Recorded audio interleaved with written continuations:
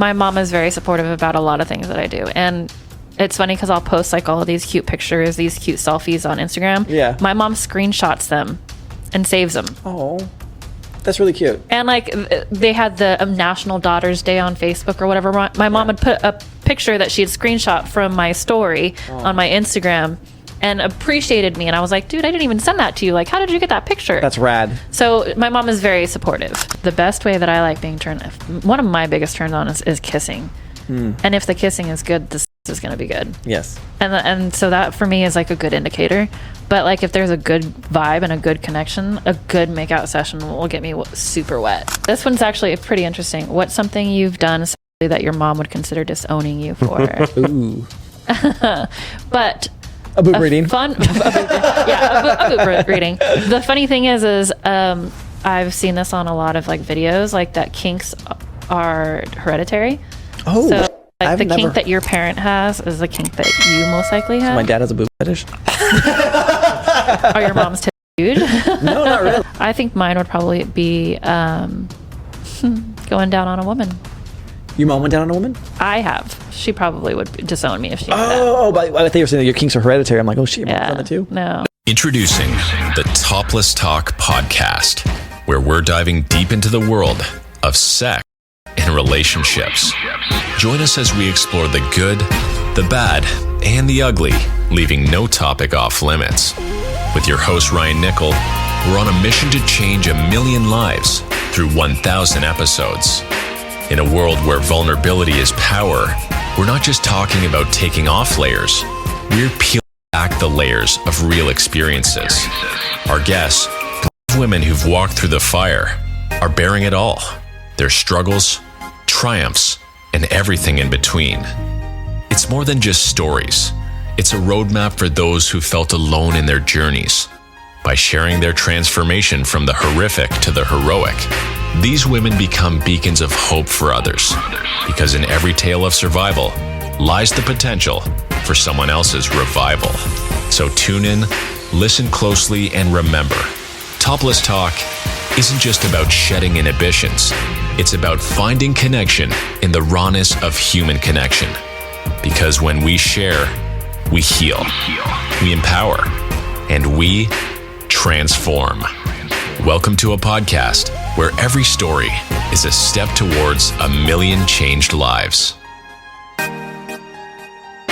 All right, so it has been some time since we've actually done these interviews, and we are welcoming you back. So let's go ahead and welcome our guest here. So we have today a beautiful guest. We're so glad that she's on our podcast, and she's the first one since our little hiatus. We're going to talk about that for just a tad bit, but go ahead and introduce yourself. Hi, I'm Lola. Glad to have you, Lola. Thank you. And so, Lola, how do we meet? We met on Bumble. We sure did, yes. I go through these different phases, like where Tinder's like super, super hot for me, and I'm like, yes, this is rocking and rolling, and then like all of a sudden Tinder just like blows, and it's like all of a sudden like Bumble just takes off. Yeah. Like, I don't know what the reason is, what the rhyme or the reason, but like Bumble is like a lot more quality women these days. You know what's funny is there's a lot of people that have multiple apps. So, same here. It's like that's what it's like. Is they're going to be more active on one or more active on the other. So I think it just follows that trend. But I don't. I only have Bumble though. You do. So, but I don't think it's so much the app itself as far as like people like me. I think it's like the quality that I'm running into right now. Yeah. At least I should take that back. I think it's geographically, like it's regionally. So when I'm in Tahoe, Tinder is like on fire. Like all these bitches like, oh my God, I'm in Tahoe for the weekend. Who wants to hook up? Yeah. But like when I'm down here in the valley, it's like Tinder's like, oh no, I don't go on that app. But like Bumble's like good quality, really good quality people. So start making a map of what apps to use in what areas.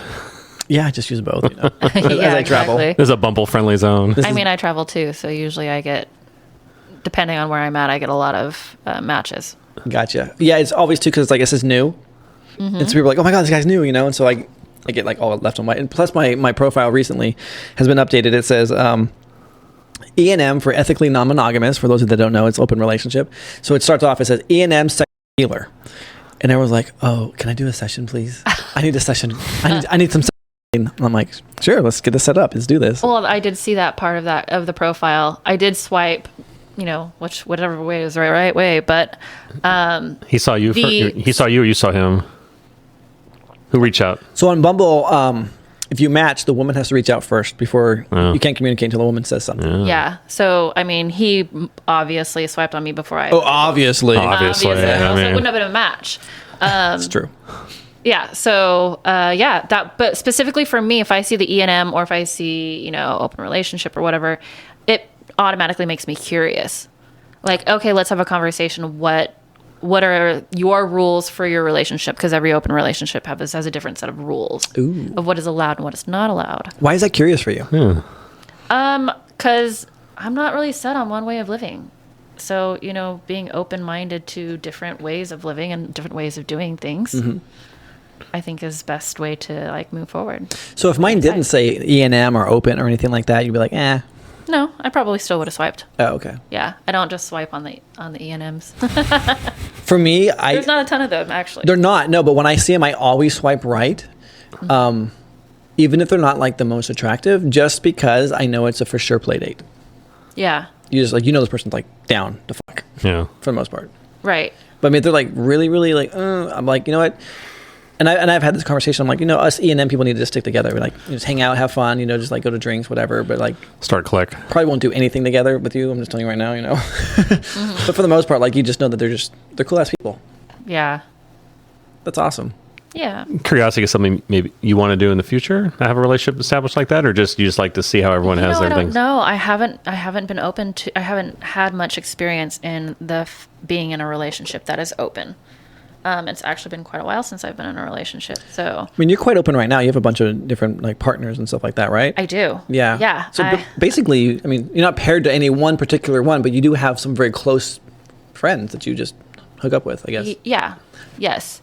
I do have several different open relationships going on right now. I have a lot of people that I chat with too about sex and whether they're turned on and playing or whether I'm turned on and playing.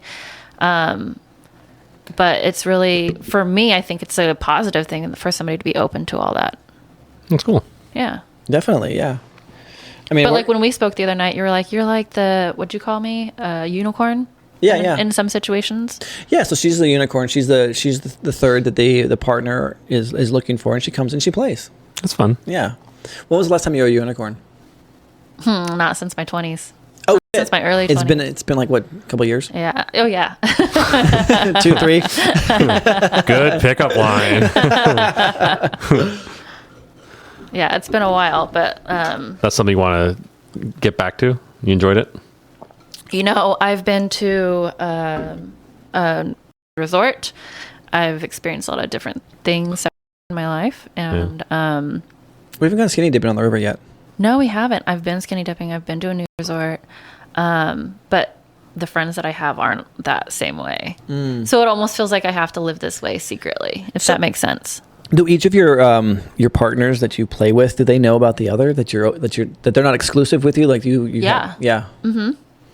Absolutely. So everyone knows what they're getting into. Oh, 100%. I believe in honesty from the get-go. And that's one of the things about the lifestyle that I appreciate. For sure. Is the honesty. Do I have to be afraid that you're lying to me? You know what I mean? You shouldn't be, but yeah. Well, no, I for sure. So, for example, I have, as you know, I have a girlfriend. And so this past weekend I was up visiting her, and I left her early to go to meet with another woman. Yeah. And I mean, girlfriend knew about the other woman. Other woman knows about the girlfriend. So I went to dinner with the other girlfriend.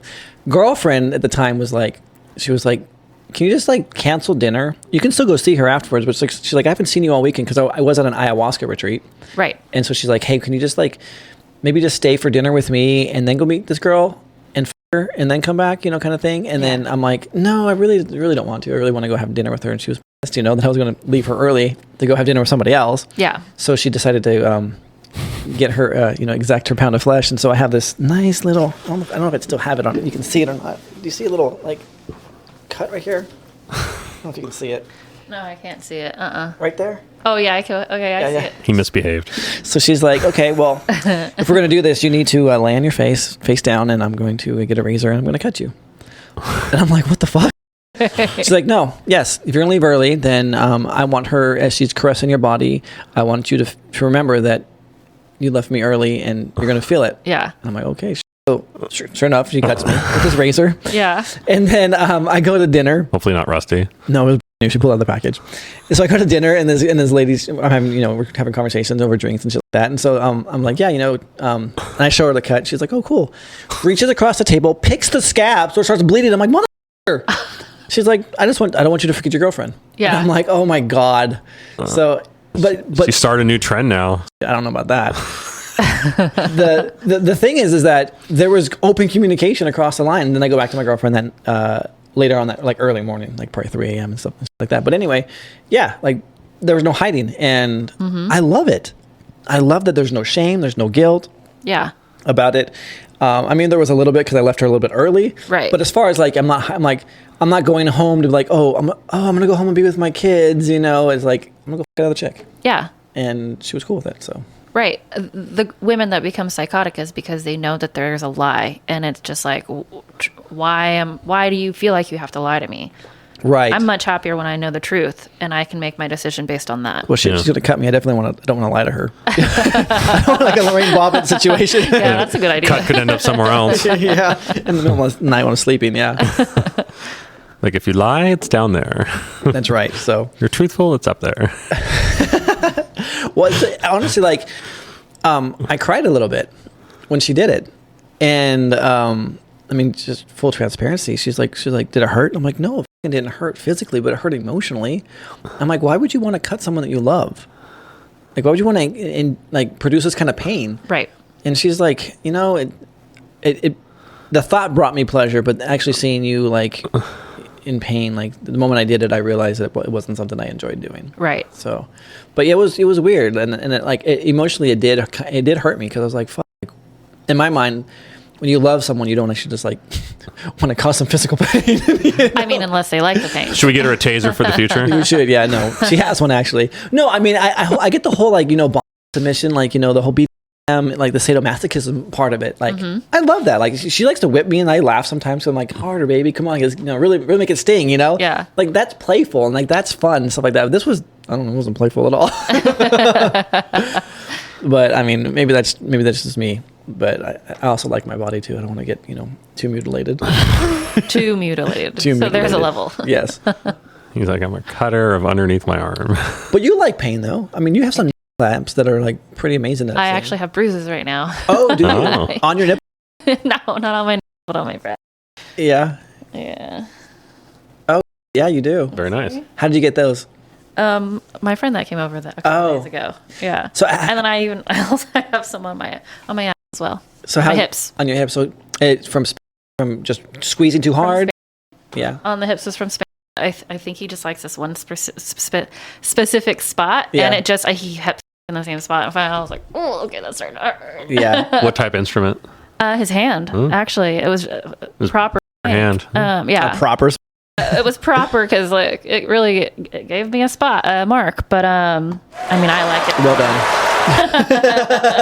I like it more on the back side. He went more on this side, but that's fine. The one on the tips is just the way he grabbed him. Okay. Yeah. Yeah. Like he grabbed him like this, and not like this. So it's just like his fingerprints. Over the top. Yeah. Mm-hmm. Yeah. I mean that happens sometimes. Around the side. Well, when someone's riding you like really hard, you gotta give them a little bit of a yeah. Grip. Yeah, grip. I mean, I was gonna say restraint, but that's not the right word. But yeah. Yeah, I don't know, grip for sure. Like this girl on the weekend, she fucking rode me hard. Like it's been a minute since someone has just like rocked back and forth that hard. Yeah, you didn't have to do anything. No. Yeah. Not at all. And she got off just fine. I'm like, great, this is amazing. Yes, that's what I love doing too. Yes. Is when you're on the top, like you get to choose, like, and you know where it feels good for you, so yes. you get to manipulate that. And were you satisfied? I didn't come from her riding me. No. Yeah. I came when we did doggy. Yeah. But she loved it. She was just like just having fun. That's fun. No, I liked it though, because usually what happens is when someone's on top of me, I usually end up having to thrust from underneath. Yeah. To get them off. That feels good too. Oh, it's really good deep penetration. But after a while, I mean, so I've been going to the gym and I've been doing these hip thrust things, these glutes, and so I'm like really strong. But at the same time, it's like at altitude, it wears the fuck out. Like I'm at like 7,000 feet up in Tahoe. And I'm like, like breathing all hard. Bring an oxygen mask next My time. heart's racing. I'm just like, oh my God, this is going to end. Okay. And she can essentially give me Can we switch, yeah, she's positions? like, do you need a position? I'm like, change. I'm like, yes. We drive down the hill a little bit. I need more air. I know. So it's like, that's just how it is. So, but it's always fun. It really is fun. I mean, so that's cool. So you like the ride?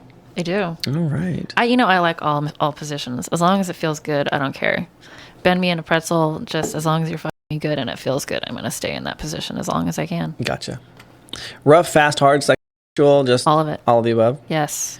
We haven't asked you, like, what do you prefer? I don't want. I like quite a bit. I mean, I'm telling you like what I don't like. Yeah. It kind of depends. Like if I'm in the position where I want to be in control, you know, it's one thing. If it's another one where like, you know, I want to be like taken care of, you know, Yeah. it's What is your go-to? Like, what is your starter? She's asking because she wants to know. I don't know. So I would say probably my, I don't know, start, but favorite would be the girl on her back with her legs nearly like back. Oh yeah, over your shoulders. No, well, Oh, over my shoulders, but like Yeah. they're pressed where your legs are back like this. Yeah, And Okay. you get very good. in that you way. do very deep. Yes. And it's very submissive to the girl because she really has no control to like kind of push you off or push you away. I mean, it's really a submissive act. So that's probably my favorite. That's awesome. Yeah, that's a good one. Yeah. So for me, it depends on the partner. So if I'm with like someone who I've been with multiple times, I usually tend to be more, unless they're asking for like really rough sex. I mean, I tend to be more of a sensual lover. So mine is that position, but a little bit different, where I have my hands under their ass and I'm tilting their ass like higher, so I can get really deep in. And I just go real slow and just hard, but From slow. behind. No, from in front. If it's so, this other girl that was You ever added anything with like the neck or grabbing anything like that? Because that could be fun too. Okay. Yeah. For sure, definitely.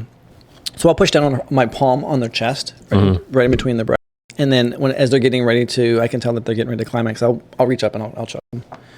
Just slight asphyxiation. The girl that was riding me really good, she wanted it rough the entire time. I mean, it's just how she is. And so when I fucked her from behind, I mean, I grabbed her hair and I arched her back up, and she was just screaming, and it was very delightful. Yeah. And there was a mirror in front of us, and she has big ass tits, and they're just bouncing in the mirror, and it was really And you get nice. to see him. Oh fuck yeah. Yeah. Yeah, that's probably why I came so fast on that. Doing like at the end when I was finishing, I was like, fuck, because I can see tits and I love tits, and that was, it's like, yes. And plus, I had socks on, and I don't know why, I'm slipping all over. She has like this like marble floor or whatever, like the tile floor. I'm slipping. I'm like, fuck, I can't even get my grip. Like this is not. It wasn't fun either. So at that point, I was like, trying to like just keep my So foot. they're butt ass naked with socks on. It was cold, dude. It's Tahoe. Well, I figured you're doing activity that keeps you warm. Afterwards, yes, but yeah, You got a favorite it was fun. A favorite what? position? Position? Probably me on top, but I do also like it from behind. And it's almost the same reason as you, is because I like seeing my out. And they're nice too. Like I like this view. Gotcha. You get what I'm saying? Yeah. Yeah, so that's like my favorite. Also, it opens it up for any kind of stimulation, whether it's reaching around, grabbing your tip, or you, or even the light choke. Like there's so many different things you can do from that. Sometimes it depends on the girl, because some girls have longer torsos, and my arms aren't like super long, and I've done this a few times where you can reach around with like two fingers, and you can gag them as you're from behind. That's fun too. Yeah, like if you could pull her all the way back, just with her arched out. Yeah. Yeah. So all fun. The ideas are rolling. Oh, dude, it's so amazing, man. Like, and this is what I love about this show. I tell these people all the time, they're like, what do you enjoy about the show? At first it was about the tits. I'm like, oh, I love tits, you know? Yeah. I'm like, but then you get a brand new person that comes on and they give you their life experience, and you're learning all these things. You're like, you learn so much. It's like, we've had like, 45 interviews? So we've had 45 lifetimes of experience shared with you. And it's like, what a way to grow up and learn in such a condensed period of time. This is the fun part about it all. It is fun. It's just like, oh yeah, I'm going to try that now. Except my girlfriend lives in Tahoe, so I'm going to go find another play date to go just have fun with. And so it's just the fun things to do. Yeah. We should probably do a catch up here at this moment. So let's just catch up our audience real quick before we jump into the icebreaker cards. So we have been on kind of like a hiatus recently. Yeah. And it mainly is because of my divorce. And my divorce attorney said, hey, you know what? I don't care what you do privately, in your personal life. However, until your custody battle is done, which is not really a real custody battle, but she's like, I don't want to give any ammunition to the other side. I don't want them to come and say, oh, he's an unfit father. Therefore, the kids are going to have, psychological damage. Therefore, we want more money because of his extracurricular activities. She's like, it's just the best idea just to go ahead and take the podcast down for a little bit and just not do anything in the public eye until this is all like finished. Right. And so that's kind of where we've been. So it's still not done. It'll be done next month, fingers crossed. And so we're recording again just in anticipation that we can get those out once that the divorce has been finalized. So but that's Can hopefully be in our new studio the next few months. Yeah, we recently we bought a church. So we bought a church in here in Yuba City that we have decided that it's going to be a community center, but we're also going to lease from this community center. We're going to have a studio. We're going to have we're going to offer plant-based medicine healing, so like ayahuasca and psilocybin and mushrooms and things like that. But it also has a basement, and this basement is going to be a playground for just for fun and also for healing as well. Yeah. So I've been doing a lot of healing lately, and it's fun. It's really, really fun. So we'll have to invite you down to the basement. Yeah. To the dungeon. For sure. To play. Have you ever been to like a sex club or anything like that? Well, the resort was kind of like the same thing. Okay. Like that. But not any like thing official. Oh. Do you know what a Sibian is? No. Oh. So we will be What is it? We will be buying just got approval. We're going to be buying a Sibian. Oh, good. Yeah, she called me yesterday, says it's yours. Woohoo. So a Sibian is do you want to explain it to her? Go for it. All right. So it's basically it's a motorized tool, like a dildo. Oh, okay. But it's like super powerful, super pleasurable, and the way it penetrates is like it's very ergonomic. Like it was made for women by women, kind of a thing. Right. And it's impossible for you not to get off. Really? Yes. Wow. It's Just imagine like It's amazing. a horse saddle with attachments. I was just going to ask, is that something that you in many ways. or do you like Yeah. sit on it? You sit on it. Okay. Several different attachments, and all the attachments are dishwasher safe. And so we have a dishwasher at the church. Yeah. So we definitely, It's good for that in your coffee cups. That's right. Yes. So yeah, we definitely have a Sibian. So yeah, just a lot of fun, toys and stuff like that. Oh, you're gonna show it to her? Oh, okay. Yeah, I've let's see seen it. those before. She's smiling big now. She's She's like, when's that coming? Yep, that's it. Yep, for sure. So we have I have a friend. She hasn't been a guest on the show, but she's a friend. She bought one like 4 or 5 years ago, and she's only used it like 3 or 4 times. She's like, I got a boyfriend shortly after this, and I haven't used it. Yeah. And I'm like, do you want to sell it? She's like, I don't know. I bought like the deluxe package. It was like $2,500. Yeah, they're expensive. Yeah. Yeah. And so I got her down at a really sweet price. Nice. We're triple digits, so we're well under $1,000 for it. So Wow. with all the attachments, I was really pleased. And so you're going to have that in your dungeon? Yes. We will. Nice. Yes. So yes, we're gonna have so much fun. And we're going to use the event center too for just, if people want to do any types of parties, adult parties or, Quinceañeras. just whatever. But it would be a space that, we can control and, set the parameters and set the rules. And Yeah. it's a great space. Like when Right. we walked in there, we were just like, yeah, we got to do this. Well, as soon as we weren't sure if we were going to buy it or not, then I discovered that there was a basement. I'm like, come down here right now. And we're like, oh yes. I'm like, this is a calling. Because you don't see a lot of basements in California. Right. Yeah. It's a rarity. Yeah. That's true. And it's crazy too because you usually don't because you're so close to like the water table. This is right next to the levee. Like, Yeah. how did that work? But it's like a finished basement. It's not like a dirt. I mean, it's, Oh yeah. It's like It's Yeah. concrete floors and lighting and yeah. it's fun. So one thing I also want to share with the audience too is, so I went to ayahuasca. I did an ayahuasca retreat back in September, and then I went again this weekend actually. And the first time I went, so have you ever done ayahuasca? No, I have not. No, do you even know what that is? I do. Okay. So like it's DMT basically is the drug that you're ingesting or partaking in, and so you have the ability to set your intention and ask the medicine to bring you answers to certain things. And so at this particular juncture in my life, I was like, what am I doing? And so I just basically asked, I'm like, what's my life purpose? And I wanted to see what it would show me, I'm just like, all right. So I'm like, I'm high as I'm like, oh. And I literally had this vision of all these beautiful women who I've never seen before, completely naked, just like, just extremely sexual. I was like, oh my God, who are these women, Yeah. And each one of them was just like, we need your help. Help us. We have trauma. We need you to help us help heal us and all this shit. And I'm like, oh, okay. It's better than that than like, imagine yourself as a 7-Eleven clerk. That's right. Janitor sweeping the rugs or something like that. What's my life purpose? Yeah. I was like, oh, I'll be a healer, And then, but at the time I had, the relationship I had with my girlfriend we were closed. It wasn't opened. Yeah. And so I'm asking the medicine, I'm like, how do I do this? And it immediately shows me like me putting on like a doctor's robe, like a doctor's lab coat kind of a thing. And like, walking in, performing the service, performing the treatment, whatever. And then like going to the next and the next. And the vision was like, doctors go and perform treatment and then they go home to their families. You're just going to go and perform a treatment and come back to your family. We're going to buy a hospital next. Maybe, but like, it's so funny because like I brought this up to my girlfriend. I'm like, hey, what do you think about this? She's like, now I can get behind that.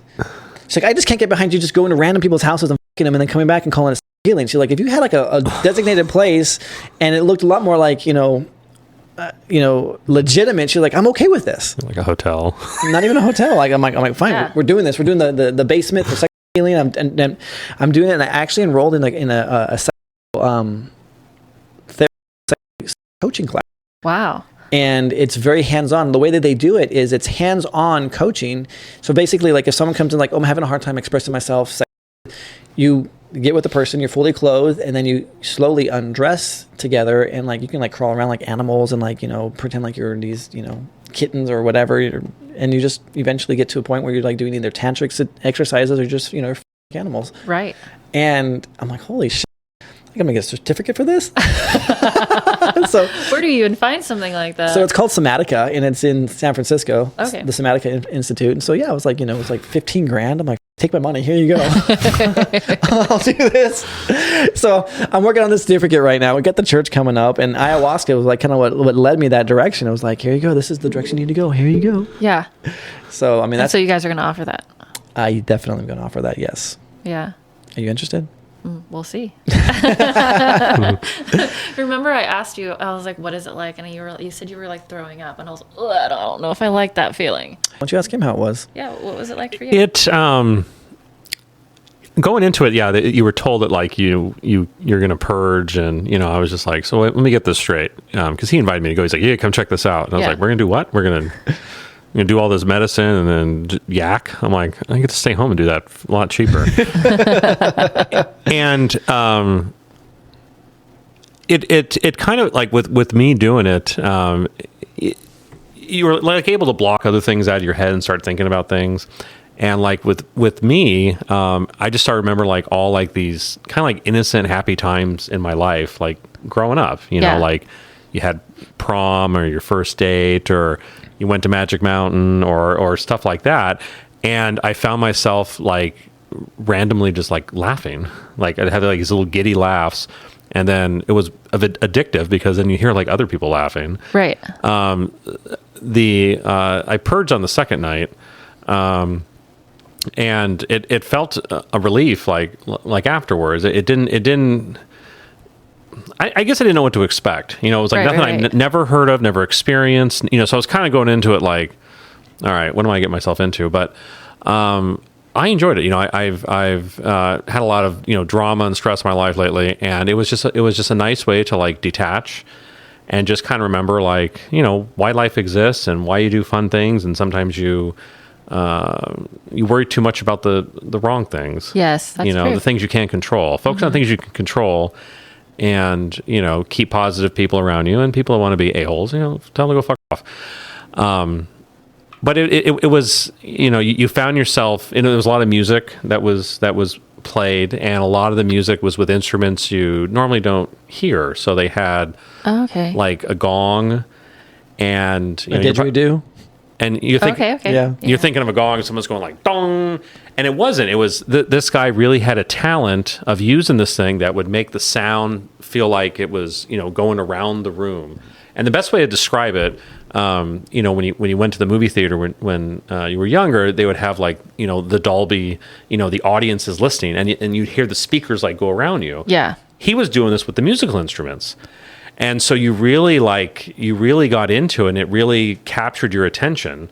They had something like called an auto harp. I mean, things that like I never knew. I mean, they had typical things, guitars, but it was like sounds that you weren't accustomed to. Right. That really just kind of put you in a whole other So element. I have a question. Where do they do this at? Is it like in a room? Because for some reason in my mind, I think hut. It was at their residence. They have a residence up in Sonoma County. And it was actually a very pretty setting. It sets up on the hill, and the house was kind of cool. It was probably like a 60s.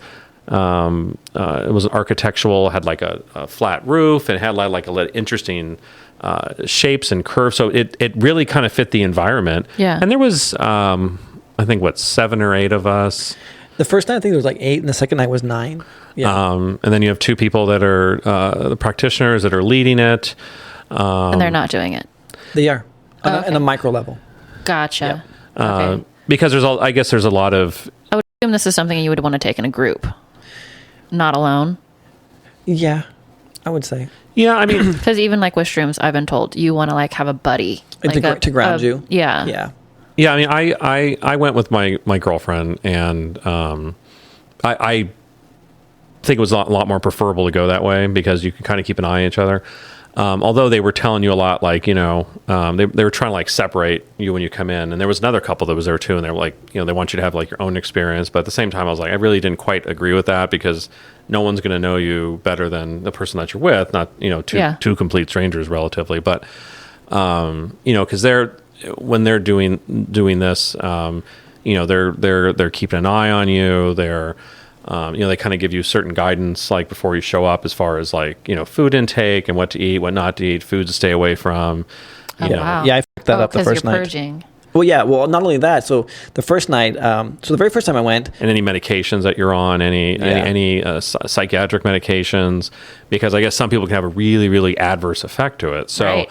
I would recommend anyone doing it, like go with someone that you know and trust. For sure. Yeah, absolutely. So they could, be your eyes and ears. Like I was telling Ryan when I did Molly, I cried for 3 hours straight.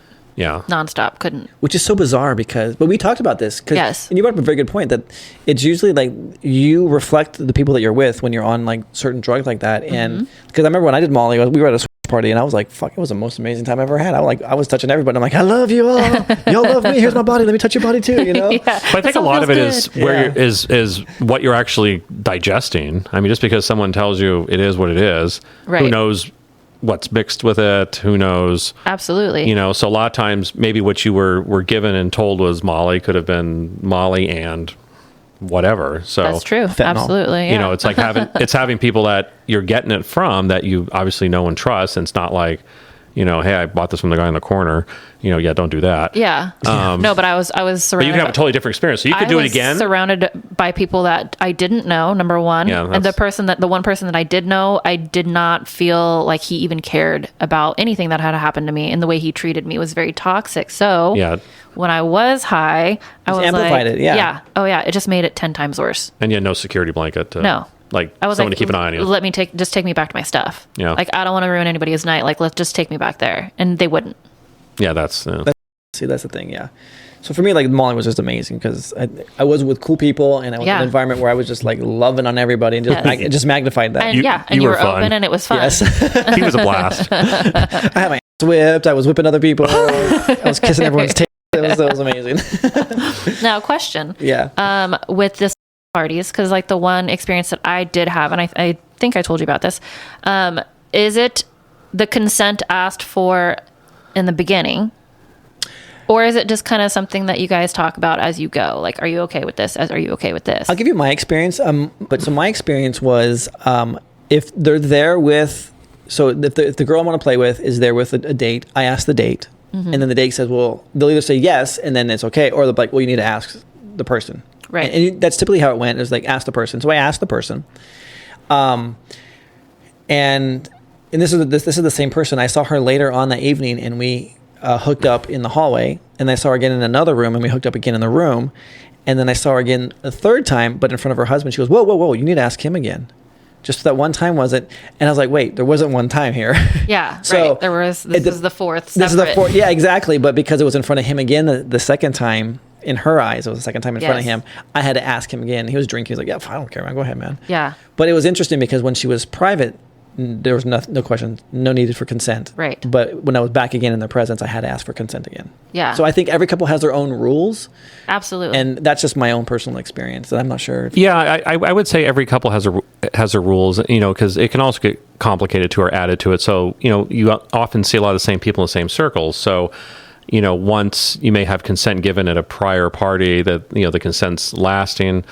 There have been some events that we've gone to, and even at the same person's house, where just the crowd sucked. Like, they were just disrespectful of the women and just assumed that, well, you're there, therefore I'm a guy and I can do whatever I want. yes. But then we had experiences where everybody was like very cool, very polite. But my rules kind of going into anyone I meet, I ask them, and then I might say, if it's a girl, she may go ask if she's there with her partner, ask her partner. But I always rather, me personally, ask first than I don't assume anything. Yeah. Because some people may be there just to watch. Some people may be there. Right. Absolutely. You just don't know. So the place that I went to, they only allowed single women and couples. The only way a man can get in is to have a female partner. Whether it was a girlfriend or just a friend, they needed to have a female I prefer partner. those events above the single male events. So we've been to a couple of clubs, houses, parties, and it's lucrative for the host to have single males there because you charge like almost triple to have these guys get in. But they usually don't do anything but just sit there and jerk off. Right. Watching somebody. Like they rarely ever engage. I mean, I've been to both where it was open, anyone could go. And I've been to where it's, couples, single females and select males. And there actually is a purpose sometimes to have all the males there. So there was one we went to where the girl was interested in a gangbang, essentially. And so she wanted a bunch of single dudes. So, but I would say that's more the exception than the norm. Yeah, because you went to Power Exchange, right? And it wasn't couples night and it was like a shit show. One night it was, and then the other night they had like upstairs was couples only, and so it was a way to kind of segregate it. But the rule you're talking about is I think usually preferable because it tends to be a lot of the single guys just think that they can just do whatever they want. Yeah, they're like, oh, this is a sex club. I can have sex with whoever I want. I don't have to say, obviously these girls are here. They must want it. yes.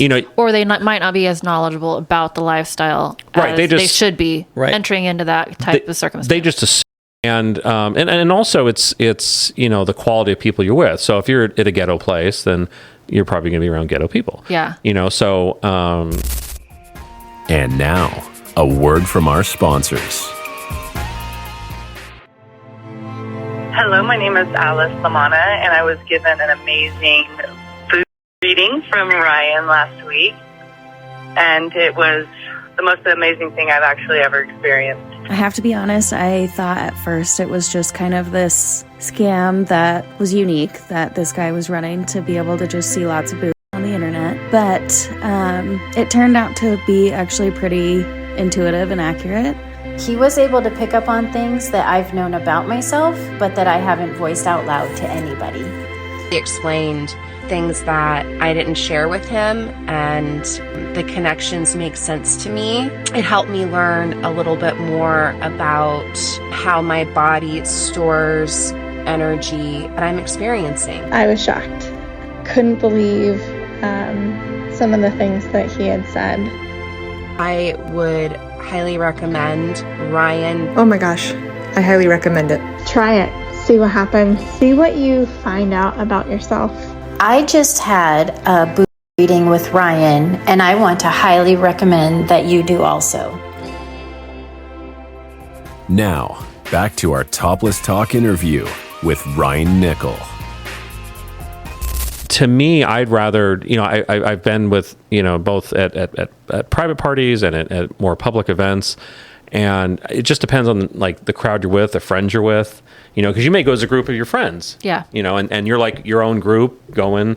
So, but you need to, especially if there's a bunch of single guys, it needs to be well regulated. There was a party that I recently went to, and it was at someone's house, and it was open to all.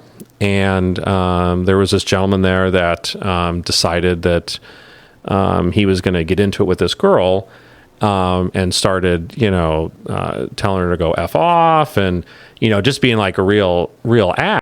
And I stepped in. I was just like, hey, let's calm down here and everything. And eventually he got tossed, because some people just make the assumption that like, you just get to do whatever you want. So anything goes. Yeah. So it's and there are some parties. I think I saw a video that talked about like a party or an event, and they said that there was like almost like a security person standing at the doorway of each room just to kind of make sure that whatever scene is being played out is by the consenting, individuals, and whoever was watching, it was just watching, and that there wasn't. I think that's the more extreme event. Yeah. Like circumstances. That might be like a more like maybe upscale kind of place, because these. But the ones we went to, I mean, they're kind of walking around the rooms and checking. But it's a very open, friendly environment. Like, yeah, I mean, they vet people before they come. I mean, it's a very occasionally, sneak in because you try new people, but yeah.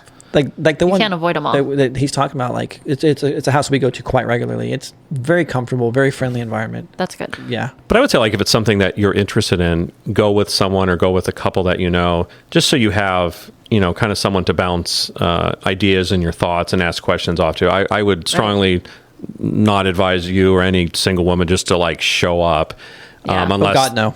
Unless they really know what they're doing, or but they're familiar with the place. They're super familiar, Right. it's good to be there, with a friend or someone that's gonna kind of keep an eye out, so you don't just get like attacked. Well, it's like the same thing. Like when you go on a date with someone from Tinder or Bumble, you're going to be like, sharing your location with your friends and stuff like that. Yeah. Like, Mm-hmm. so, for example, like this woman in Tahoe, I went and had dinner with her, and she goes, just so you know, 5 of my friends have my location. I'm like, I don't fucking care. Yeah. Like, because I'm not that kind of guy. I'm not. Right. I'm not a. I'm like, good for you. Like that's amazing. Like you should do that. Yes. And it's the same thing. It's that's her protection. But like same thing. Like don't just like here's my location. I'm going to this event. Like no, I'm like I do that same thing. In fact, I have one of my best friends. If I go on a date and I don't tell him that I'm on a date or where I went for the date, he's like, "What the f are you doing?"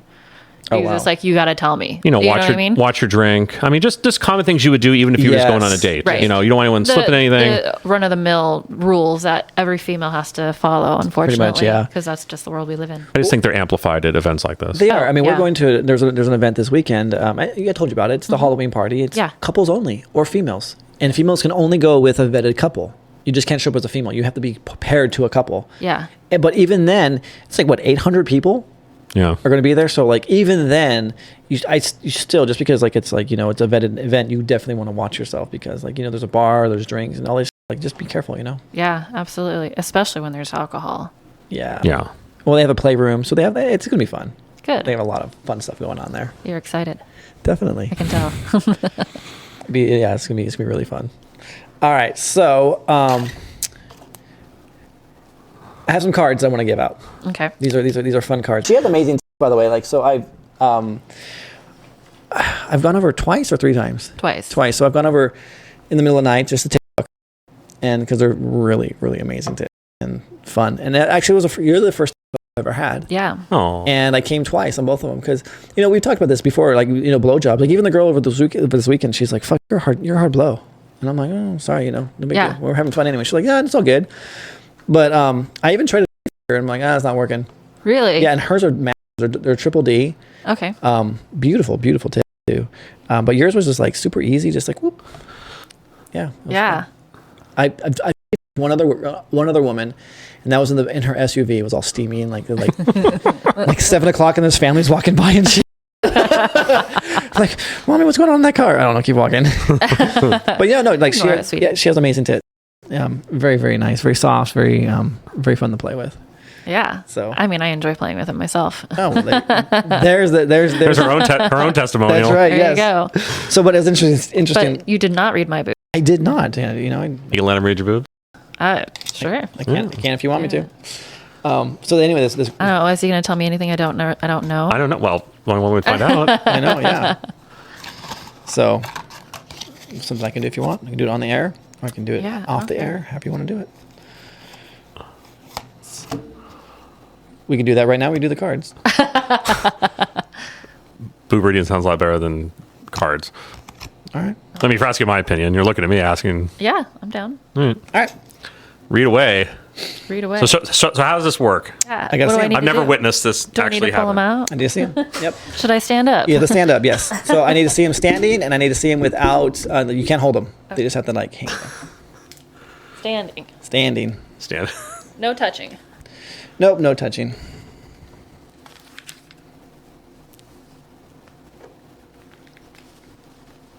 Okay. How was that? That's good. Here we go. Hang on. Let's look at the. Yeah, you gotta get a good. Oh, the wind. Yeah. Want the audience to get lost here. Yeah. All right. So. Or him. All right. Hang on. Do I need to hold the camera for you? You could be able No, we're good. All right. So. Tuning in here. Don't you need to bless him first with like some holy water? and I lick him just right. Yeah. All right. So.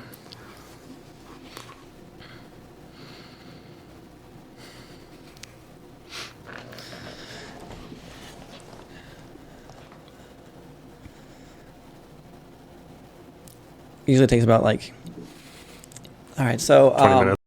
No. It's a quick thing. So this is funny. This is fun because I've always done just from pictures. I've never done it in person. In person. So you're the first. And I've never seen you do it, so this is experience. This is fun. I like this. Okay, so I bet you. Well, I don't know. Well, I like that. I don't know how without you know. All right, your reading's gonna go. All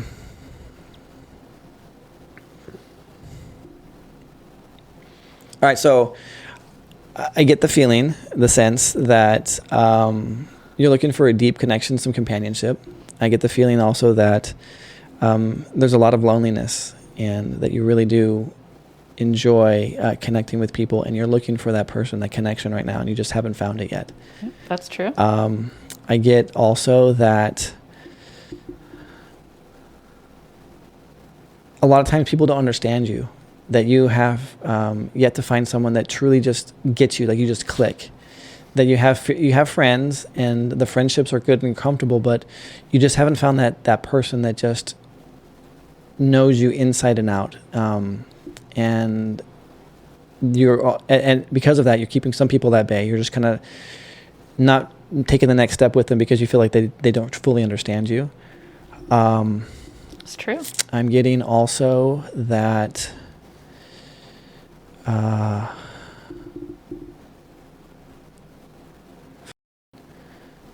I hate to say this. I just feel like there's a lot of pain that that is surrounded with this loneliness. Is what I'm feeling. I also am. Is he accurate so far? So far, yes. He is accurate. Wow. And yeah, that's funny. He's not even looking at him.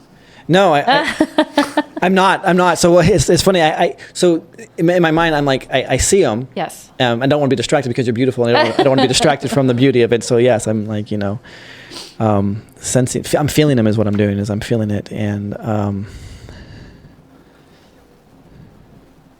you value humor, you value not just like slapstick comedy, but like deep humor that's like really intelligent. That is like that's a turn on for you. Like if someone can make you laugh, you'll fuck them all night long and just be happy with that person because they have touched a part of you that you enjoy. Just that's you find that very healing for you. That the person that can do that can make you laugh is extremely. And they could be kind of goofy looking, and you would be okay with it because there's a part of the intelligence that you are very attracted to.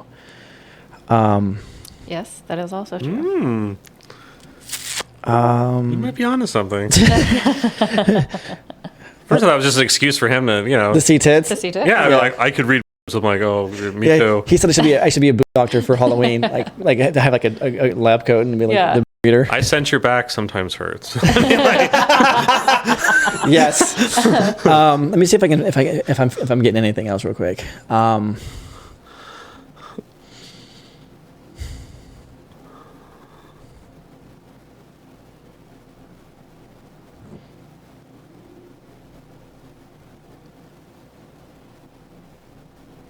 You say you don't want children, but you do? I do. And you tell people that you don't? I tell people I don't. Holy shit. I'm like, I don't think I'm going to say this. It doesn't sound like... Isn't that weird? Yeah. Yeah. So, okay. No, see, like that's a whole other different subject, and topic. But yeah, I don't want that to be the ultimate goal in life. Mm-hmm. It's children. Yeah. I want to be fulfilled by it. Everything else. Yeah. Yes. So that's your boob reading. Yeah. Thank you. What do you think? No, thank you. You were very accurate. Yeah. And he wasn't even looking at him. Well, I will now. He is now. Yeah. I'm impressed. At first, I was like, just shaking my head. I'm like, is this like the playful way of asking without asking? Instead of saying, "Hey, can I see your boobs?" It's like, I have this talent. I can read. The other be like, oh, really? I was just like, well, obviously, as soon as he says that, every woman wants to test him. Right. Right. And so that's even that's also a positive. Right, but he's actually coming up with stuff that's accurate, not like, I sense you wear a bra. I sense that your back hurts. I sense that It's funny that you said, I sense you have back pain. I actually had a breast reduction. See, but you couldn't tell that though. No, because the way that they did it, like when I saw him the first time, I'm like, shut up, for reals? Oh, you sent me a picture one time. I'm like, oh, is this before? You're like, no, this is after. You're like, is this a before picture? I was like, no. What made you say that? They're huge. Did you not see the? Yeah, no, I can't see the scar. The scar is very, very faint. What were they before, if you don't mind me asking? I was a triple D, and they removed 3 pounds from my chest. And what do you now? Like you're at least a double D. A double, at least. Likely. Yeah. I don't wear traditional bra. So. No, I'm glad you don't. I'm more of a bra. Yeah, most or men no bra at all. Appreciate that. Well, now that we've done this, actually, you're my first live reading. Wow, that's amazing. Thank you. Yeah, you're welcome. We'll have to definitely use that content. All right, now we're gonna go into the cards. Okay. All right, I'll take this one. You can take one and to the other one. So these are fun little cards. So what we do is we just we look at them. Yes. Okay. And you answer the question, and then if we want to, you can comment on anyone else's if you want to as well. So you're our guest. You can go first. Oh, you want me? Okay. Ladies first. So this one's actually pretty interesting. What's something you've done that your mom would consider disowning you for? Ooh. But a reading. Fun. Yeah, a book reading. The funny thing is I've seen this on a lot of like videos, like that kinks are hereditary. Oh. So the kink that your parent has is the kink that you most likely have. So my dad has a boob fetish. Are your mom's tits huge? No, not really. I'll have to ask your dad next time I see him. Yeah, no, maybe next weekend. I'd be like, so. But maybe he prefers them small. He might have the. My mom is well figured. Like she's well rounded. Like she has a proportionate to her hips and her boobs. Like yeah. She's not too huge. She's not too small. Right. Yeah. I think mine would probably be going down on a woman.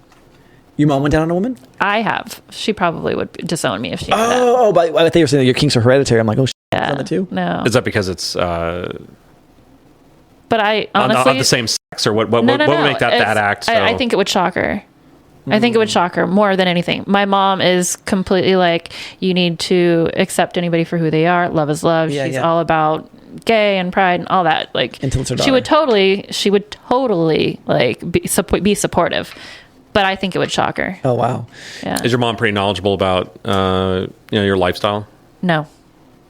You think any of that would be shocking? No, I don't think. You know what? It's so funny. I don't think my family knows about like my lifestyle or how open I am or like how I like it or you know how sexual I am. But I have been told that like I give off this very sexual vibe. Like my next door neighbor, he goes, dude, like I could tell, like you give off a vibe, and not everybody. You do. Can, you really, really do. And not every man can live up to that. So that's probably why it's hard for you to find somebody. Because some guys are like, ooh, that's a lot of work. And I don't know if I can do that. You have this energy about you. Like just having a connection. Yeah. But I mean, when you sat down and you're like, kind of like, bit your lip a little bit. You're like, let's get into this interview. I'm like, oh, this is like, it's very energy. Yes. I could feel it for sure. Yeah. I was debating on telling you about my bruises. I was like, should I tell him or should I just show him? Yeah. It definitely set the mood. And set the tempo. It's like, okay, this is gonna be fun. It's gonna be really fun.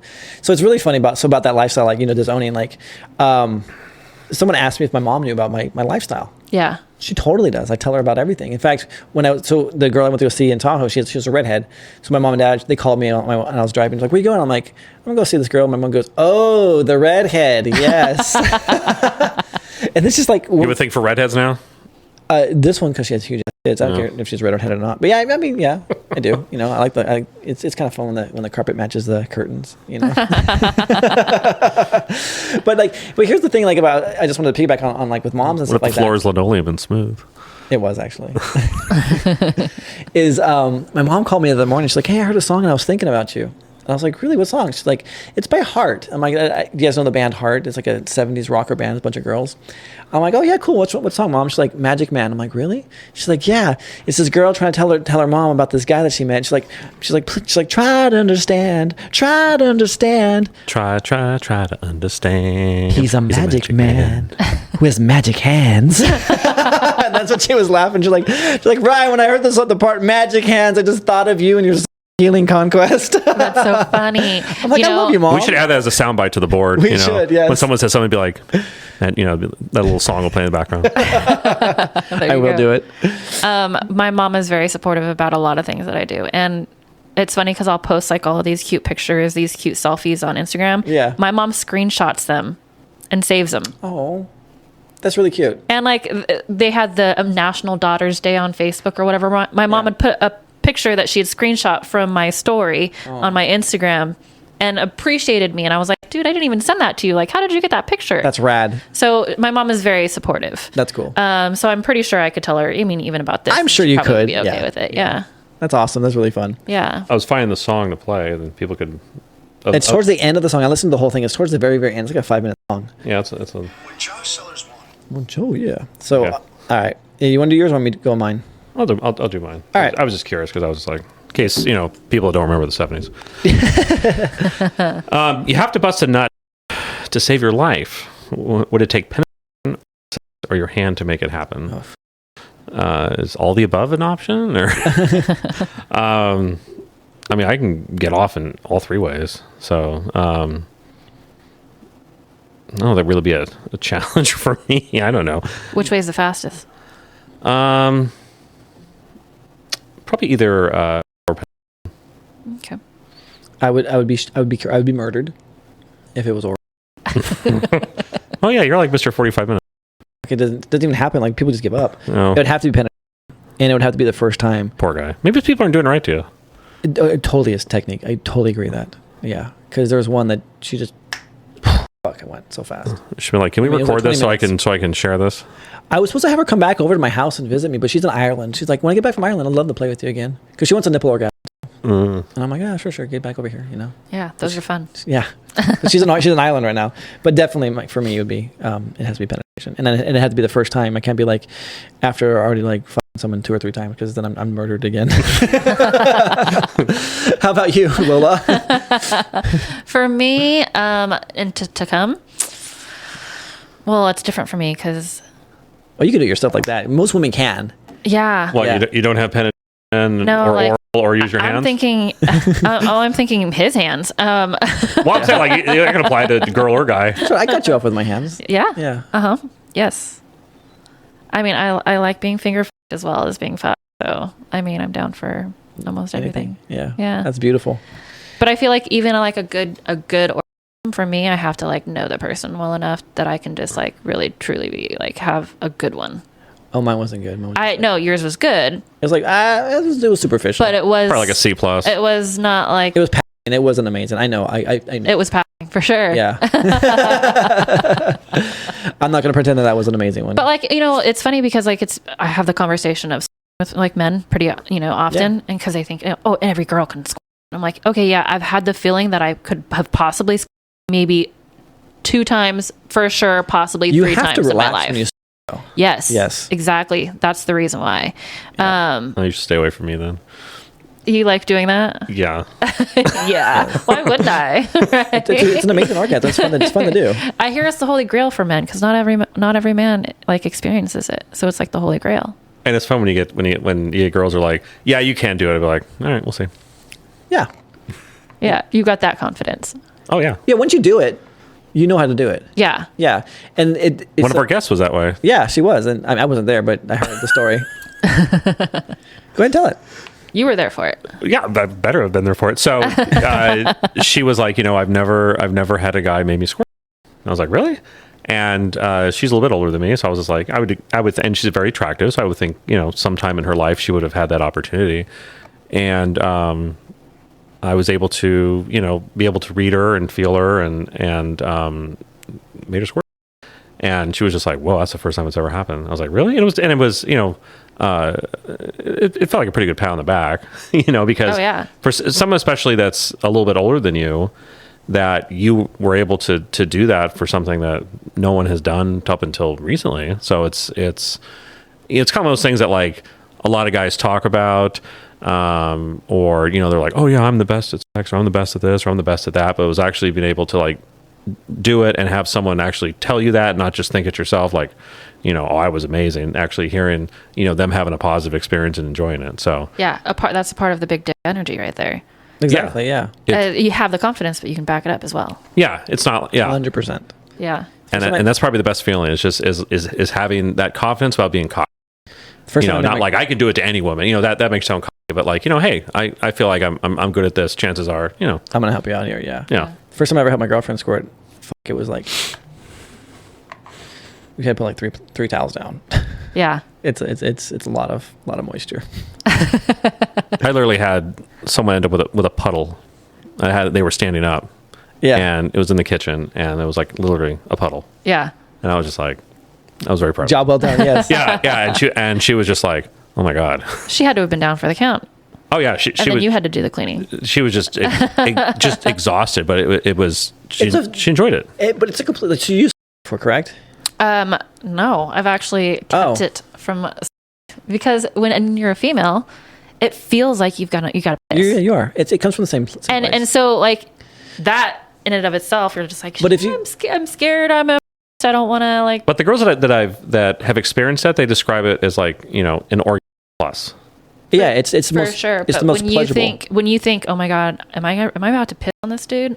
Like maybe I need to stop that. So you know what I mean? So this is one thing that I do whenever I'm with someone that hasn't for the first time. I always have them go to the bathroom first. So so mentally they can check out and like, okay, this is my body. Yeah. This is not me going pee. Right. And so that's always something that we practice. Yeah, because for me it was always on accident. Yeah. It wasn't like it was planned. It wasn't like I'm gonna make you tonight. Well, but also it was like, it's what the fuck is this? Yeah, you're like, did I really pee or did I? Like, what really happened? So yes. if you have already peed, you're like, okay. I'd feel confident with your partner that it's not, like something embarrassing. Because I think a lot of girls may feel that that's, "Oh my God, I peed," when it's not that, because it's not something that's really talked about much. It's not talked about very often at all. It's like the unicorn. It's like, I said, there's the theory of it, but no one's For ever sure. like, "Oh, this is how it is," and blah blah blah blah. Right. But there are a lot of women who don't have orgasms. You're right. Actually, this is so the one that I titty fucked. She was 20 years old, had a boyfriend, and he said something that really hurt her, and she went inside, and now she's 41, and she's just barely coming out. She hasn't dated for 20 something years, hasn't had an orgasm in 20 years. I'm like, woman, I'll help you out. And the funny thing about it is were you successful? No, because she was on her period. I know, right? Well, she was on her period in the car. I'm like, I'll titty fuck you in the car, but so we're supposed to have to do something this week. I can't get the and I'll do it because her looks amazing. But anyway, I'm surprised because she's been in the lifestyle since January. She's gone to many clubs and parties and like that. I'm like, who hasn't gotten you off? Like, why haven't you had an orgasm? You've had plenty of opportunities. And she's like, they just either will start to play with me and then they'll go somewhere else, or they just don't finish me. Yeah. And they finish themselves and then they're done. I'm like, oh my God. And so I'm kind of like, I'll be the first person you ever had, an orgasm with. Yeah. And she's a beautiful woman. I'm just surprised though, like that some women have never ever in their entire life. And she feels like she told me something. Her text message. She's like, I need you right now. I'm gonna explode. I have so much like anticipation of meeting with you, and I have all these years of frustration just like pent up that I just need to release. Can you please come over? Right. And I'm like, I got my kids tonight and tomorrow night, so just like hold tight, Yeah. I think a lot with girls. And she lives at home with her dad too, and so she needs to come to my place. And so like, when I don't have my kids, you can come over. Right. So the logistics aren't always there. And maybe you can comment on it too. But I think a lot with girls in that, it's having the connection. Oh, 100%. The vibe has to be there 100%. And no two the same. Just like, No. you know, and I think too, you know, society is kind of like, you know, in order for a guy to, or he must come, you know, but, you know, there can be girls that can order him and not do that and not do that. So a lot of times guys just think, oh yeah, I did it.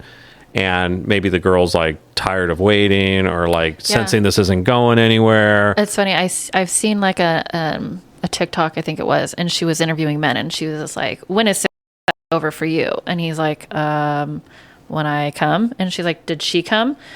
Well, I think so. And all of the time they're saying, "I think she came. Maybe she might have." And she's like, "How do you think? Like, if she came, you would have known, right? There wouldn't have been a question." You know exactly. And well, that's the thing too. So I was with somebody, and they were moaning, and I was like, and I stopped them. I'm like, "Whoa, this is too early in the process for you to be feeling the way that you're vocalizing." And she's like, "I thought you just wanted to hear that." And I was like, "No." Yeah. I said, I know where we're at in the process, and I know where we need to go, and we're nowhere near where you're. It's like you're making cheese. The process.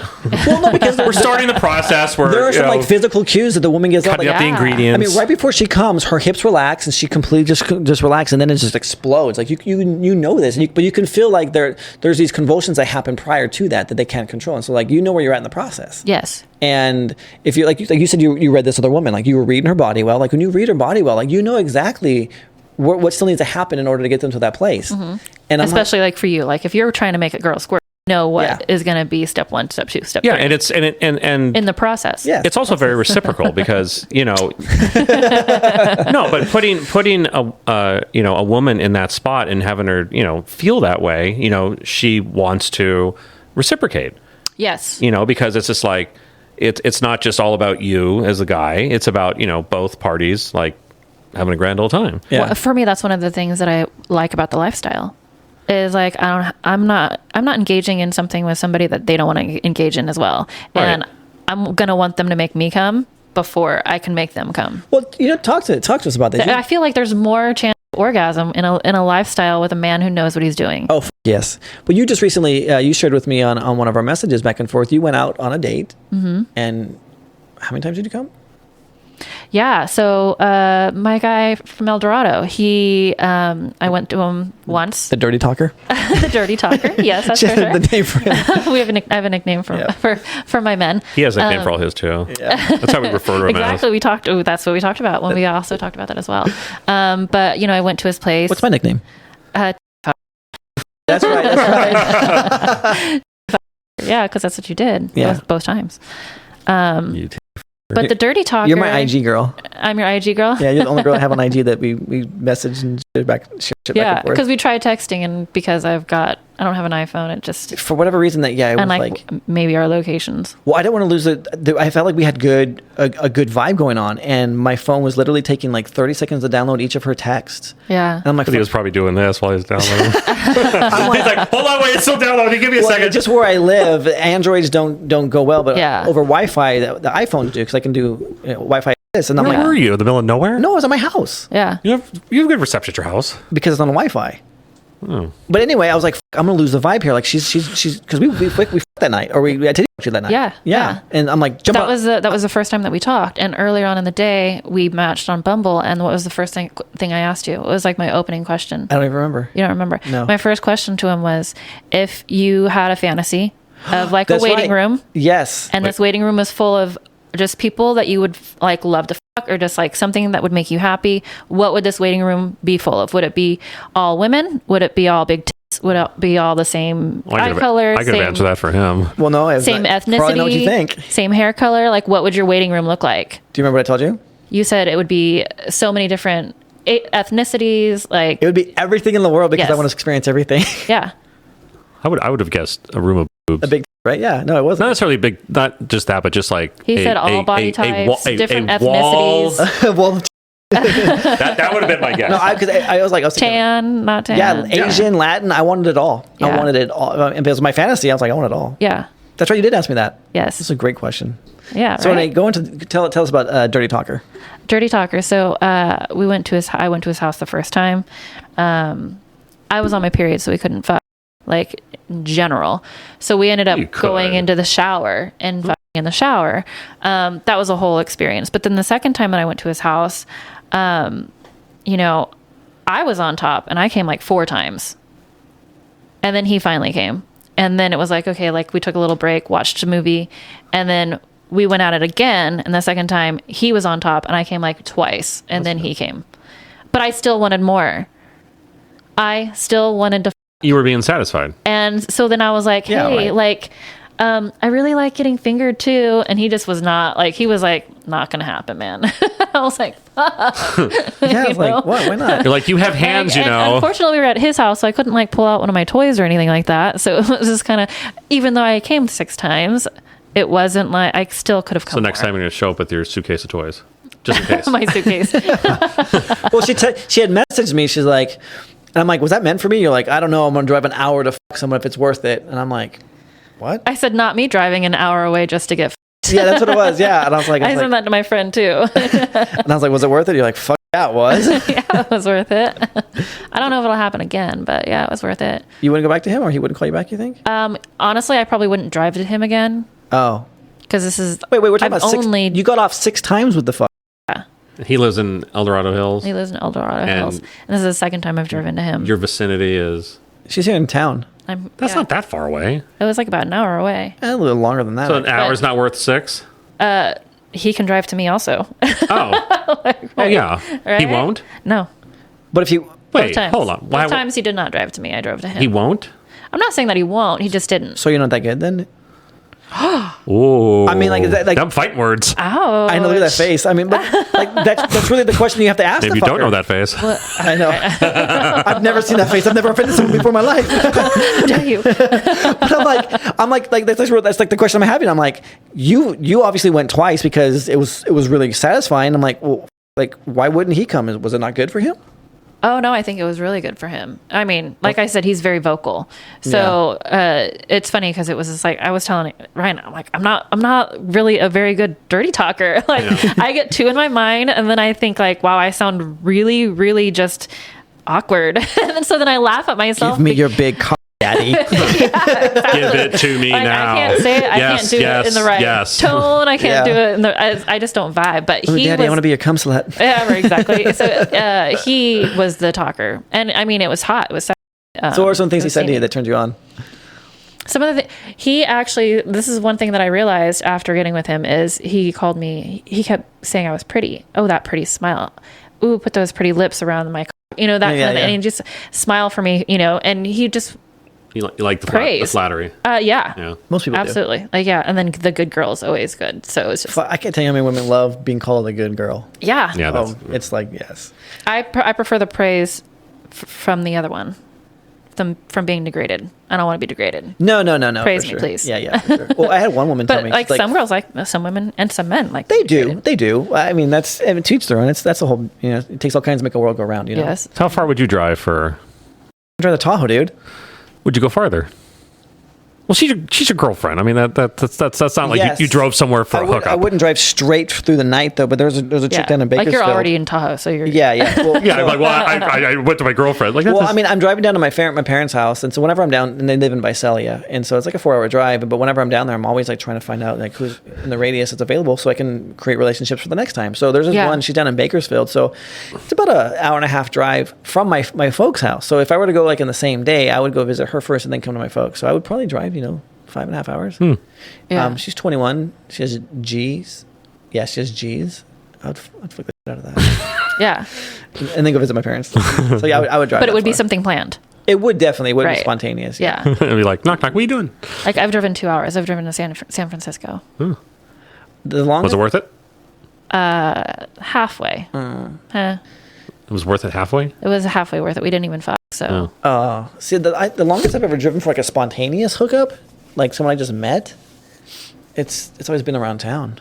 I mean, I've had planned dates from like Bumble and Tinder, like where I had anticipation of fucking them, but it wasn't like the energy was hot, drive to me right now kind of thing. Yeah, I had a guy drive to me from Davis. That's not cool. That's not that far. I mean, I came over that night, but you're just around town or around the block. You reckon like you drove an hour? No, but it was 5 minutes probably. Well, I think did I go the very next night as well, or did I wait 2 nights? I think it was 2 nights. It was 2 nights, huh? Yeah. What are you doing tonight? Nights. What am I doing tonight? Yeah. Nothing. All right, I'll come over. Come on over. Put my daughter to sleep and come on over. Which is what I did last time. Yeah. All right, let me get to my card before my wife's my kid's mom's divorce attorney listens to this. Yeah, I think that part needs to be edited out. It won't be because I'm lazy. All right. Have you ever watched porn to set the mood? If not, would you be down to try it? I believe I have with my girlfriend one time. I mean, you believe that you did. You did or you didn't? Well, no. That's like, do you have an orgasm? I believe I did. This is what happened. She was sucking me off, and she was trying to get me off. And I'm like, look, it's not going to work, honey. I'm like, it's just not working. I'm a very visual person, and it's just not working. She's like, fucking get your phone. Pull out some tits or something like that. So I pull out some tits. I'm like, oh my God, there we go. Came all over the place. I'm like, that's all I needed. So it set the mood, and then we fucked after that. Like, I took care of her, and then, I came later. But so, yes. All right. We didn't watch it together, but I watched it, and it was... Yeah. She finally tasted me for the first time. It did the job. It did the job. I can probably guess your answer, but... What is your guess? Yes. Yes. All right, let me see you guys' cards. All right. What about you? Definitely yes. Definitely yes. It depends on the... there's some that's just like, eh. Well, it was funny. It was like a boyfriend when I was like 22, and we watched it, and it was more of a like, is this a joke, kind of thing. But then we ended up like, let's see if we could do the same things that they're doing on the video. And this was back like. It was back when you get a VHS tape and it had really bad music in the background. Yeah, it was very new to the web. What a study! It's like, hey, let's practice this. Yeah. Oh no, we definitely fucked, and it was good. That's awesome. Where's that boyfriend at now? Somewhere in Washington or not the boyfriend. Oregon or something. So he's got kids. And I want to bring something up. You can say stuff. if you don't want to talk about it or not, because. How much Ryan you paid for the reading? No. No. Oh, we're talking about that. Okay, never mind. Did I pay you for the boob reading? No, you did not. No. But she's laughing when she says that. I don't know if I believe it. Well, I'm just going to say it like this. Do you know of anyone who's willing to let me suck on their tit for milk? I know somebody who does that, but I don't know if they'd be willing to allow that. That's a kink I want. I mean, I did that with my wife when she was pregnant, but I'm like, oh, I'm trying to. But it's like it's an actual kink, and that's something that we kind of we touched on. I know two gentlemen who that's like their kink. And when I first found out, I was like, what? Oh my God, this is real? Like, I had no clue. Well, you can get... It blew my mind. You can get women to do it after they've had kids and everything. Yeah. Like, you can get them lactating again. Yeah. So it's not like you have to find someone that's just, You get my girlfriend lactating again then. You can. There's a whole thing on it. Yeah. So I've heard. Well, yeah. She knows someone that I think has really nice... How big are they? G's, I think. Yeah, that's what I want to suck on. G's, I don't care if there's lactate or not. I just want to suck on her tits. Yeah. A friend of mine, actually, he goes to Burning Man every year, and he was telling me about the different tents and like what they have and stuff. And he was like, there is actually like a tent for the lactating women that they would allow. And like, he was just like, I go, why didn't you go and suck on it? And he was like, oh, I was with my girlfriend at the time. We were just in the tents watching. And he went this year, and I tried encouraging him. I'm like, go. Did you go to Burning Man or? I did not. I've never been. Have you? No, I wanted to go this year. Yeah, we were going to go, but it just didn't work out this year. Yeah. It was like, I heard the play was like hotter than hell, and it was like that weekend. It was like 115 degrees here. Yeah. A friend of mine went, and he said that it was not a good burn. Yeah. Is how he said. And so I was like, oh, you've experienced this before. I don't know the lingo. And now, a word from our sponsors. There's been a lot of trauma in my marriage, in my experience, and in my husband's passing. I was seeking healing in whatever capacity I was able to encounter it. I came across Ryan, and we decided to go forward and planned for a session. Then we met at for Ed's office for for a session, which began with counseling. And the counseling component itself was pretty impressive. It was very thorough with seeing me, and really, I felt very seen in my whole experience. So he could see what direction I was ready to move in and from what perspective I was coming from. It felt like a very unexpected healing experience that came to me, and it was an opportunity for me to exercise my adult consent in a safe place. I feel grounded in my healing journey, and I look forward to continuing that journey and of healing and growth. I have a lot of gratitude for Ryan and the work that he's done for me. Now, back to our Topless Talk interview with Ryan Nickel. Have you ever done DMT? No. Would you like to? What is it? DMT. What is DMT? It's a drug. Okay. It's a molecule. It's a molecule they have in like in ayahuasca and then a couple other like drugs. Okay. I got some we can smoke tonight. Oh, yeah, let's do it. I'll put you on your ass. In a good way, like in the clouds, like you'll be like in the universe, like stratosphere. Good way, bad way, bruises. Yeah. You wake up like pregnant. You're like, what the f happened? You're like, oh my god, I'm lactating. I feel like, which dude is it? Right. There's so many. Oh man. If that were to happen tonight, it would be like 3 in the last week, different men. I don't think we'd fuck, but we'll see. You're already pre-planning. Like, why wouldn't you? I think Maybe I need because of the drug. Yeah, because of the drug. Take a break. Yeah. I'm just curious. Like, if you were, you guys are talking about whatever tonight, but it'd be like, yeah, we should time, but we're not going to fuck. No, I like today. That's why. Mm-hmm. Oh, okay. Yeah. Yeah. It's hot. I had a good time. I did too. Oh, look at this. It's not like that's the only thing that happens, but yeah. No, it's not. But look at that. We're like, aww. So I think we should be wrapping this one up just because we're at an hour and 20 minutes. I think it only said we had an hour 30, so yeah, it's going to probably die. So it's interesting because we talked about, so typically right now we talk about like what's your favorite position, how do you like to turn on a man. I think the one thing we didn't get to is what's your preferred way to be turned on by a man, and then what's your preferred way to turn your man on? Oh, okay. So the best way that I like being turned, one of my biggest turns on is kissing.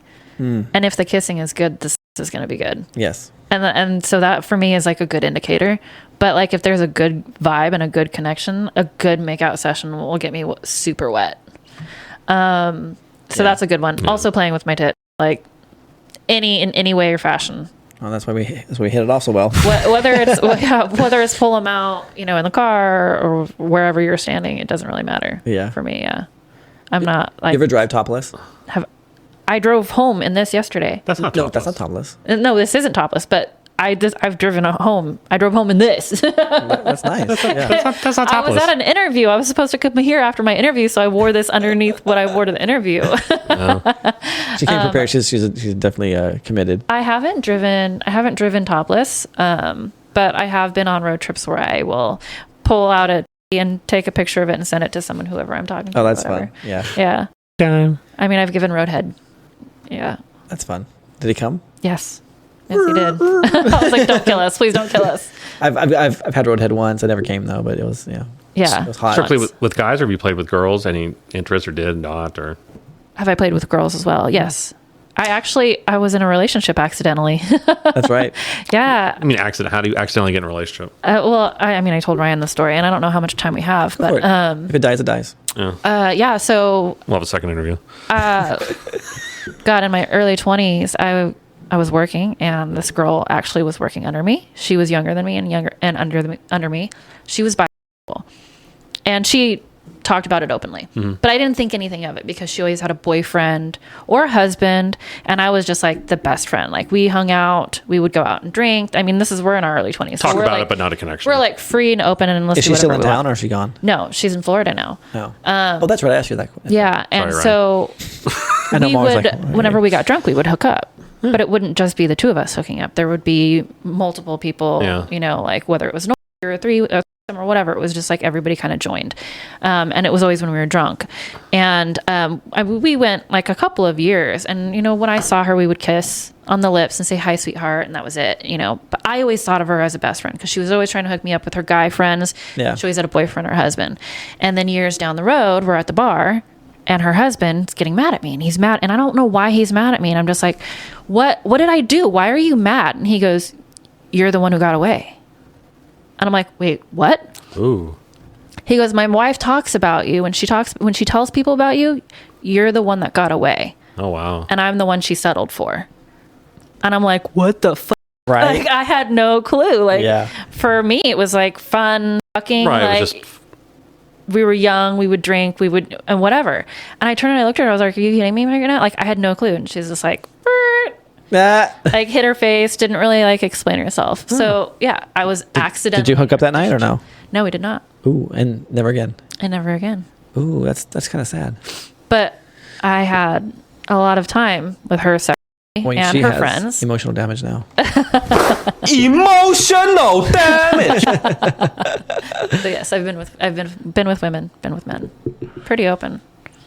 That's awesome. Yeah. This has been a great interview. Anything you want to ask us in closing? No, I don't think so. Anything you want to say that didn't get said?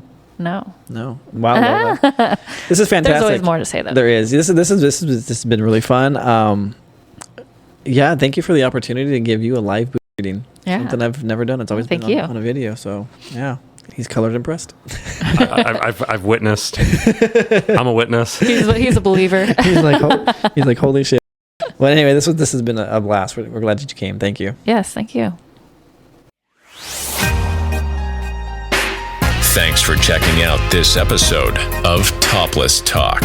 Be sure to subscribe wherever you heard this podcast so you never miss a future episode. For more information or to connect with Ryan, check him out on Instagram at ToplessTalk. Thanks again for tuning in, and we'll see you next time.